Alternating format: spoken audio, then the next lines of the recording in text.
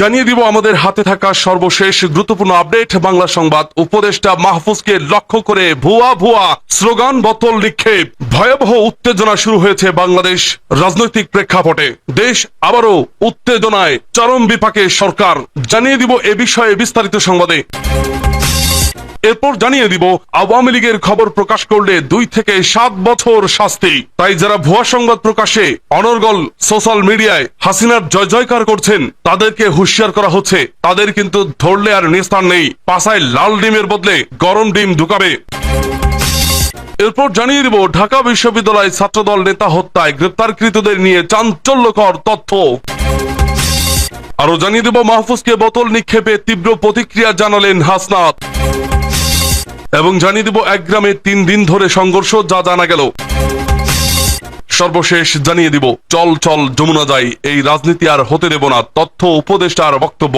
শুনছিলেন সংবাদ শিরোনাম, এখন বিস্তারিত। তবে তার আগে অনুরোধ থাকবে ভিডিওটিতে একটি লাইক এবং কমেন্টস করে জানিয়ে দিন আজকের এই ভিডিও সম্পর্কে আপনার মূল্যবান মতামত। আর অবশ্যই এই ভিডিওটি আপনার ফেসবুক সোশ্যাল মিডিয়ায় শেয়ার দিয়ে ছড়িয়ে দিন। আর জানিয়ে দিন আপনি কোন জেলা থেকে বা কোথা থেকে আমাদের সংবাদটি শুনছেন এবং দেখছেন।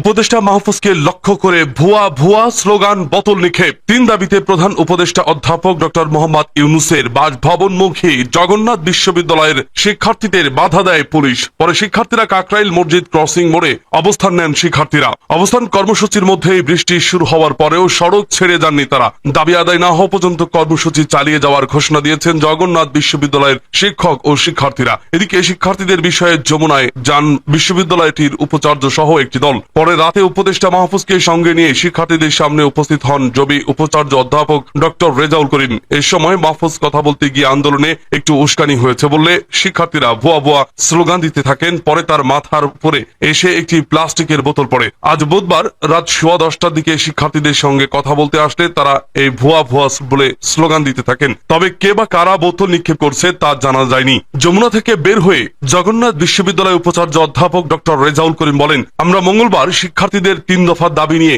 ইউজিসিতে গিয়েছিলাম। ইউজিসি চেয়ারম্যান স্যার বলেছিলেন তিনি সুযোগ পেলে প্রধান উপদেষ্টার সঙ্গে কথা বলবেন এবং বিষয়টি প্রধান উপদেষ্টার কাছে বলেছেন বলে আমাকে জানান। ইউজিসির চেয়ারম্যান স্যার প্রধান উপদেষ্টাকে বলেছেন জগন্নাথ বিশ্ববিদ্যালয় শিক্ষার্থীরা মানবেতর জীবন যাপন করে। পরে প্রধান উপদেষ্টা চেয়ারম্যান স্যারকে ধন্যবাদ দেন এবং বিষয়টি বিবেচনায় নেওয়া হবে বলে জানান প্রধান উপদেষ্টা। এরপরই উপদেষ্টা মাহফুজকে শিক্ষার্থীদের সামনে কথা বলতে বলেন জগন্নাথ বিশ্ববিদ্যালয় উপাচার্য। পরে মাহফুজ বলেন, মঙ্গলবার রাতে শিক্ষার্থীদের দাবির বিষয়টি নিয়ে আমার সঙ্গে কথা হয়েছিল এবং বলেছিলাম আমরা বসবো। কথা ছিল শিক্ষা উপদেষ্টার সঙ্গে আমরা বসে আলোচনা করে এ বিষয়টির সমাধান করব। যেহেতু আপনারা ন্যায্য মনে করে দাবি আদায়ে রাস্তায় নেমে এসেছেন, এভাবে আন্দোলনে হয়তো একটু উস্কানি হয়েছে। এ কথা বলতেই জগন্নাথ বিশ্ববিদ্যালয় শিক্ষার্থীরা ভুয়া ভুয়া স্লোগান দিতে থাকেন। পরে তার মাথার উপরে এসে একটি প্লাস্টিকের বোতল পড়ে। এদিকে বোতল ছুড়ে পড়ার পর তিনি বক্তব্য দিতে অপারগতা প্রকাশ করেন। তিনি বলেন, আমি আর কথা বলবো না।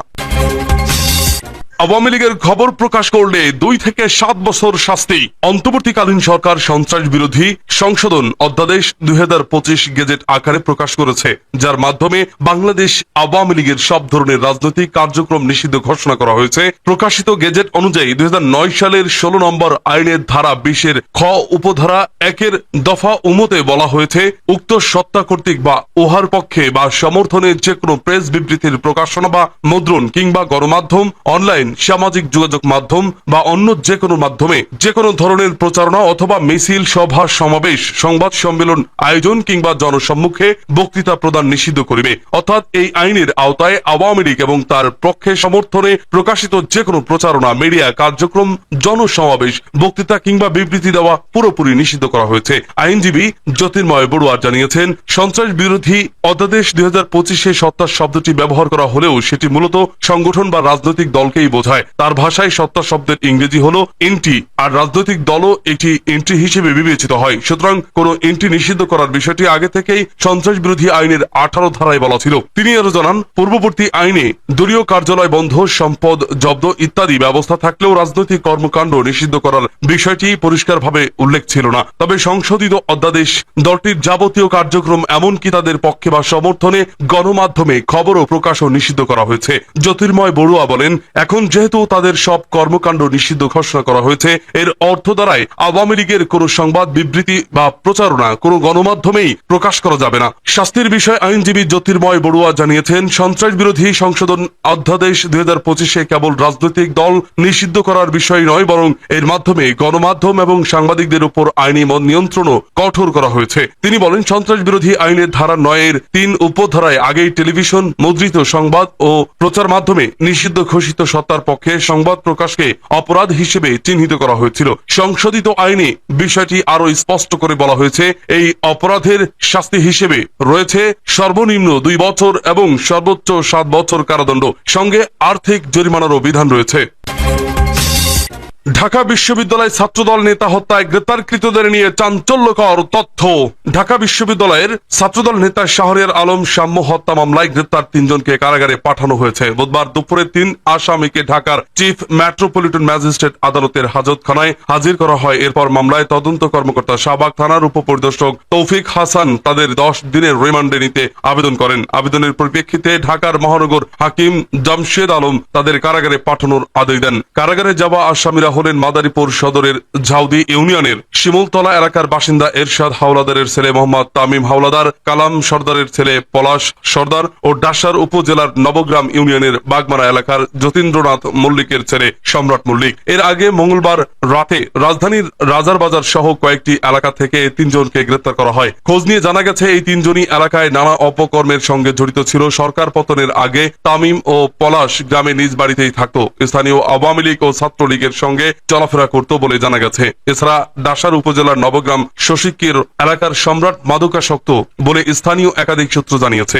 স্থানীয়রা জানিয়েছেন, তামিম ও পলাশ স্থানীয় আওয়ামী লীগ নেতা সোহেল খা ও রুবেল খা গ্রুপের লোক। তাদের লাঠিয়াল বাহিনী হিসেবে কাজ করত এরা। আওয়ামী লীগের দলীয় কোনো পদ পদবি না থাকলেও আওয়ামী লীগের ছত্র ছায়ায় থাকতো এরা এবং চাঁদাবাজি সহ নানা অপকর্মে জড়িত। 5ই আগস্টের পট পরিবর্তনের পর এরা ঢাকায় চলে যায়, বাড়িতে ফেরেনি। পলাশের বাবা কালাম সর্দার এক সময় পালকি বহন করে জীবিকা নির্বাহ করত। অন্যদিকে তামিমের বাবা এলাকায় জমি কেনাবেচার সঙ্গে সম্পৃক্ত বলে জানা গেছে। অন্যদিকে ডাসারের সম্রাট মল্লিক মাদকাসক্ত হিসেবে এলাকায় পরিচিত। বেশ কিছুদিন আগে মসজিদের মাইক লাগানো নিয়ে এলাকায় ছাত্রদের মারধর করে সে। এ নিয়ে ডাসার থানায় অভিযোগ রয়েছে সম্রাটের বিরুদ্ধে। জানতে চাইলে স্থানীয় মাসুদ হোসেন বলেন, এরা ভালো পরিবারের ছেলে না, চাঁদাবাজি মাদকের সঙ্গে জড়িত। আগে আওয়ামী লীগের স্থানীয় নেতা লাঠিয়াল গ্রুপের সদস্য ছিল, এখন এলাকা ছেড়ে ঢাকায় থাকে। ডাসারের স্থায়ী বাসিন্দা তুহিন বলেন, শুনেছি ঢাকার 300 ফিট উত্তরা টিএসসি সহ বিভিন্ন স্থানে চাঁদাবাজি করে এই গ্রুপটি। জানতে চাইলে মাদারীপুর সদর থানার ভারপ্রাপ্ত কর্মকর্তা ওসি আদিল হোসেন কালবেলাকে বলেন, তাদের বিরুদ্ধে এখানকার থানায় কোনো মামলা রয়েছে কিনা আমরা খোঁজ খবর নিচ্ছি। অন্যদিকে ডাসার থানার ওসি শেখ মোহাম্মদ এহতেশামুল ইসলাম কালবেলাকে জানান, সম্রাটের বিরুদ্ধে ডাসার ও ডিএমপির রূপনগর সহ বিভিন্ন থানায় 3 মাদক মামলা রয়েছে। তার বিষয়ে আমরা বিস্তারিত খোঁজ খবর নিচ্ছি। মাহফুজকে বোতল নিক্ষেপে তীব্র প্রতিক্রিয়া জানালেন হাসনাত। অন্তর্বর্তীকালীন সরকারের তথ্য ও সম্প্রচার মন্ত্রণালয়ের উপদেষ্টা মাহফুজ আলমকে লক্ষ্য করে পানির বোতল নিক্ষেপের ঘটনায় তীব্র প্রতিক্রিয়া জানিয়েছেন জাতীয় নাগরিক পার্টি এনসিপি দক্ষিণাঞ্চলের মুখ্য সংগঠক হাসনাত আব্দুল্লাহ। বুধবার রাত 11টার দিকে সামাজিক যোগাযোগ মাধ্যম ফেসবুকে দেওয়া এক স্ট্যাটাসে তিনি এ প্রতিক্রিয়া জানান। নিজের ভেরিফাইড ফেসবুক প্রোফাইলে হাসনাত আব্দুল্লাহ লেখেন, সমালোচনা গণতান্ত্রিক অধিকার, তবে শারীরিক লাঞ্ছনা কোনোভাবেই গ্রহণযোগ্য নয়। এমন আচরণের কোনো যুক্তিসঙ্গত ব্যাখ্যা থাকতে পারে না। এনসিপি দক্ষিণাঞ্চলের মুখ্য সংগঠক লেখেন, একজন রাষ্ট্রীয় প্রতিনিধি হিসেবে মাহফুজ আলম সমস্যা সমাধানের উদ্দেশ্যে শিক্ষার্থীদের কাছে গিয়েছিলেন। সেখানে তাকে শারীরিকভাবে লাঞ্ছিত করা অত্যন্ত দুঃখজনক ও অনভিপ্রেত। এটা মনে রাখা জরুরি, তিনি আপনাদের প্রতিনিধিত্বের দাবি বিবেচনায় নিয়েই আপনাদের সামনে উপস্থিত হয়েছিলেন। কিন্তু এই ধরনের উগ্র ও হঠকারী আচরণ ভবিষ্যতে কোনো ইতিবাচক ফল বয়ে আনবে না, বরং গণতান্ত্রিক আন্দোলনের নৈতিক ভিত্তিকেই প্রশ্নবিদ্ধ করবে। তিনি আরো বলেন, মাহফুজ আলম এই ঘটনার বিষয়ে আইনি পদক্ষেপ নেবেন কিনা সেটা তার সিদ্ধান্ত, তবে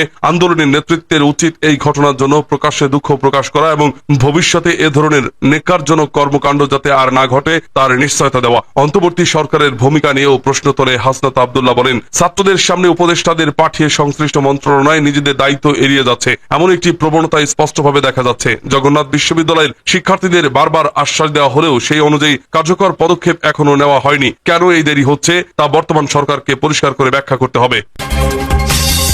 এক গ্রামে 3 দিন ধরে সংঘর্ষ, যা জানা গেল। ব্রাহ্মণবাড়িয়ার এক গ্রামে 3 দিন ধরে সংঘর্ষ চলছে। আধিপত্য বিস্তার নিয়ে দুই গোষ্ঠীর মধ্যে চলা এই সংঘর্ষে নিয়াজুল হোসেন নামে একজন নিহত হয়েছেন, এতে আহত হয়েছে 10 জন। জানা যায় তৃতীয় দিনের মতো বুধবার বিকেলে সদর উপজেলার নাটাই ইউনিয়নের চাঁদের বাড়ি ও ছলিমের বাড়ির গোষ্ঠীর মধ্যে সংঘর্ষ শুরু হয়। 3 ঘন্টা ব্যাপী সংঘর্ষে কিছু বাড়িঘর ভাঙচুরও করা হয়। নিহত মিয়াজুল চাঁদের গোষ্ঠীর তোতা মিয়ার ছেলে। স্থানীয়রা জানায় গত সোমবার রাতে ছলিমের বাড়ির শহীদ মিয়ার ছেলে কয়েকজনকে নিয়ে চাঁদের বাড়িতে বসে মাদক সেবন করছিল। এ সময় চাঁদের বাড়ির লোকজন তাতে বাধা দিলে এ নিয়ে তাদের মধ্যে বাকবিতণ্ডা হয়। এক পর্যায়ে সোমবার রাতেই দুই গোষ্ঠীর লোকজনের মধ্যে ধাওয়া পাল্টা ধাওয়ার ঘটনা হয়। বিষয়টিকে কেন্দ্র করে মঙ্গলবার সকালে চাঁদের বাড়ি ও ছলিম বাড়ির লোকজন দেশীয় অস্ত্রশস্ত্র নিয়ে আবারও সংঘর্ষে জড়ায়। সংঘর্ষ চলাকালে উভয় পক্ষের 10 থেকে 12টি বাড়িতে ভাঙচুর চালায় দঙ্গা বাসরা। সংঘর্ষে উভয় পক্ষের 10 জন আহত হয়। এরই জের ধরে আজ বিকেলে ফের সংঘর্ষ জড়ায় দুই গোষ্ঠীর লোকজন। এ সময় টেটা বল্লম সহ দেশীয় অস্ত্রশস্ত্র নিয়ে উভয় পক্ষের মধ্যে ব্যাপক ধাওয়া পাল্টা ধাওয়া চলে। সংঘর্ষ চলাকালে 10 থেকে 12টি ককটেল বিস্ফোরণ হয়। এতে পুরো গ্রামে আতঙ্ক ছড়িয়ে পড়ে। এক পর্যায়ে সংঘর্ষটি গ্রামের বিভিন্ন স্থানে ছড়িয়ে পড়ে। সংঘর্ষের এক পর্যায়ে টেটার আঘাতে চাঁদের গোষ্ঠীর নিয়াজুল হোসেন গুরুতর আহত হন। তাকে আশঙ্কাজনক অবস্থায় ব্রাহ্মণবাড়িয়া সদর হাসপাতালে নিয়ে আসলে কর্তব্যরত চিকিৎসক মৃত ঘোষণা করেন। এদিকে নিহতের ঘটনার খবর পেয়ে এলাকায় আবারও উত্তেজনা ছড়িয়ে পড়ে। থেমে থেমে সংঘর্ষ চলতে থাকে। ব্রাহ্মণবাড়িয়া সদর থানার ভারপ্রাপ্ত কর্মকর্তা ওসি মোহাম্মদ মোজাফফর হোসেন বলেন, দীর্ঘদিনের গোষ্ঠীগত দ্বন্দ্বের জের ধরে এই সংঘর্ষ হয়। সংঘর্ষে একজন নিহত হয়েছেন। খবর পেয়ে পুলিশ গিয়ে পরিস্থিতি নিয়ন্ত্রণে আনে। ঘটনাস্থলে পুলিশ মোতায়েন রয়েছে। চল চল যমুনা যাই, এই রাজনীতি আর হতে দেব না, তথ্য উপদেষ্টার বক্তব্য। তথ্য ও সম্প্রচার উপদেষ্টা মাহফুজ আলম বলেছেন, আজকে থেকে চল চল যমুনা যাই, এই রাজনীতি আর হতে দেব না। যথেষ্ট হয়েছে এসব মুভমেন্ট, আর হতে দেব না। শিক্ষার্থীদের ভেতর যারা আজ এই কর্মকাণ্ড করেছেন তারা অনেক বড় ভুল করেছেন। যারা সাবোটাজের অভিপ্রায়ে এখানে এসেছেন, শিক্ষার্থীদের উচিত তাদের বর্জন করা, তাদের চিহ্নিত করতে হবে, শাস্তির আওতায় আনতে হবে। বুধবার রাতে রাষ্ট্রীয় অতিথি ভবন যমুনায় জগন্নাথ বিশ্ববিদ্যালয় প্রশাসনের সঙ্গে বৈঠক শেষে কাকরাইল মসজিদ মোড়ে সাংবাদিকদের ব্রিফিং কালে তিনি এসব কথা বলেন। কথা বলার শুরুতে কোন স্যাবোটাস গ্রুপ ব্রিফিং এর দিকে পানির বোতল ছুড়ে মারেন, তবে কে বা কারা মেরেছে তাৎক্ষণিকভাবে তা চিহ্নিত করা যায়নি। তিনি বলেন, আমি এখানে আসার পর যা হয়েছে তার জন্য বিশ্ববিদ্যালয় ও আইন শৃঙ্খলা বাহিনী দোষীকে বের করবে। আরেকটি বিষয় হলো, একটি অংশ রয়েছে আন্দোলনে যাদের আমি স্যাবোটার মনে করি, যারা স্যাবোটাস অর্থাৎ নাশকতা কোটাঘাত করার জন্য বিভিন্ন আন্দোলনে ঢোকে। আমি তাদের নাম আজ আর উল্লেখ করব না। গত 8 মাস থেকে তারা একজন ব্যক্তির পেছনে লেগে আছে। মিডিয়া ও প্রশাসনের দায়িত্ব তাদের রাজনৈতিক পরিচয় খুঁজে বের করা। আপনারা খুঁজে বের করুন, দেখবেন একটি গ্রুপকে পাওয়া যাবে। মাহফুজ আলম বলেন, তাদের একজন ব্যক্তির উপর যে হিংসা রয়েছে, অনলাইনে হিংস্রতা রয়েছে, তারাই এ কাজ করেছে। আমি কারো নাম বলবো না, আমি জানি না, কিন্তু সন্দেহ জানিয়ে রাখলাম। আমি সাধারণ শিক্ষার্থীদের বলবো, স্যাবোটাজকারীদের আলাদা করুন। দাবির বিষয়ে উপদেষ্টা মাহফুজ বলেন, সকাল থেকে জগন্নাথ বিশ্ববিদ্যালয়ের আবাসনের সমস্যা সমাধানের জন্য শিক্ষার্থীরা আন্দোলন করেছেন। তারা 3টি দাবি দিয়েছেন, সেগুলোর যৌক্তিকতা আছে কি নেই এটা শিক্ষা মন্ত্রণালয় বিচার করে দেখবে। যে বিশ্ববিদ্যালয়ে আবাসন সংকটে আছে, আমাদের সরকার তা সুনজরে দেখবে। আগামী বাজেটে যাতে তাদের আবাসন ভাতা 70% করা হয় দাবি তুলেছেন। সেটা কত শতাংশ করা যায় সেটাও আলোচনা সাপেক্ষ। দ্বিতীয় ক্যাম্পাসের কাজ ত্বরান্বিত করার কথা বলছেন। আমরা আশা করি শিগগিরই কাজগুলো হবে। তবে আরেকটি দাবি হচ্ছে, বাজেট না কমানোর জন্য বা সামনে বাজেটের জন্য বরাদ্দ বাড়িয়ে দেওয়া হয়। আমরা আশা করি দ্রুত প্রধান উপদেষ্টার সঙ্গে জগন্নাথ বিশ্ববিদ্যালয়ের প্রশাসন এবং স্টক হোল্ডারদের সঙ্গে বসার সম্ভাবনা তৈরি হবে। দ্রুত এই সমস্যা সমাধান হবে।